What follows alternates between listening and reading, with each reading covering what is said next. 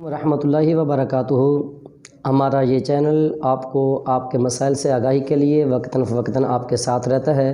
آج ہم آپ کو اس میں بتائیں گے کہ اگر کوئی دو شخص جن کے آپس میں لڑائی جھگڑا ہے یا دو روٹھے ہوئے ہیں جو آپس میں ایک دوسرے کے ساتھ یا ایک شخص دوسرے کے ساتھ صلح کرنا چاہتا ہے، یا میاں بیوی میں لڑائی جھگڑے کا معاملہ ہے، یا کسی بہن بھائی سے لڑائی جھگڑے کا معاملہ ہے، یا باس اور ملازم کے لڑائی جھگڑے کا معاملہ ہے، آپس میں کسی بھی طرح سے اگر آپ چاہتے ہیں کہ آپ کی صلح رہے، آپ کی لڑائی جھگڑے ختم ہوں، آپ کی پریشانیاں دور ہوں، تو آج ہم آپ کو بڑا ہی خوبصورت وظیفہ جو کہ قرآن پاک سے ہے وہ بتا رہے ہیں۔ تو اس سے پہلے آپ سے میں یہ کہوں گا کہ ہمارے چینل کو زیادہ سے زیادہ سبسکرائب کیجئے اور ویڈیو کو زیادہ سے زیادہ دوستوں کے ساتھ شیئر کیجئے اور گھنٹی کا بٹن بھی ضرور دبائیں۔ تو اس میں آپ کو جو آج وظیفہ بتایا جا رہا ہے وہ دو ناراض لوگوں کو آپس میں منانے کے لیے، ان کی صلح کروانے کے لیے کوئی بھی شخص یہ عمل کر سکتا ہے۔ تو اس کے بارے میں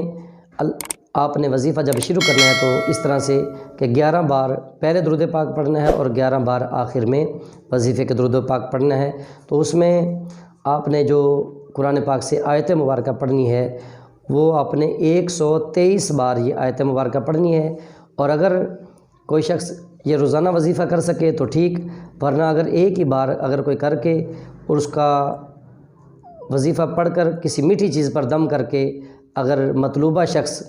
کہ جو آپ سے ناراض ہے، روٹھا ہوا ہے، اس کو آپ منانا چاہتے ہیں، اگر اس کو کھلا دیا جائے یا وہ میٹھی پانی وغیرہ پر دم کر کر اس کو پلا دیا جائے یا کھجور وغیرہ پر دم کر کے کھلا دیا جائے تو انشاءاللہ ناراض شخص آپ سے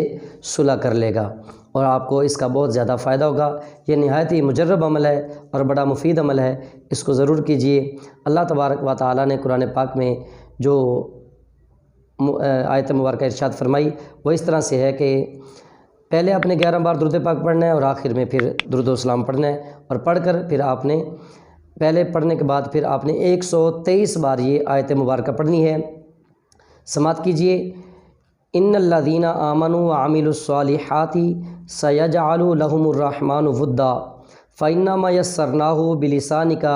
لتبشر به المتقین۔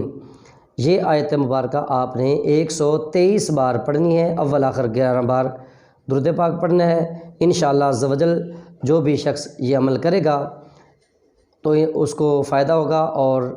جتنے بھی ناراض لوگ ہیں اس سے مان جائیں گے، اور اگر کسی شخص تک پہنچ ہو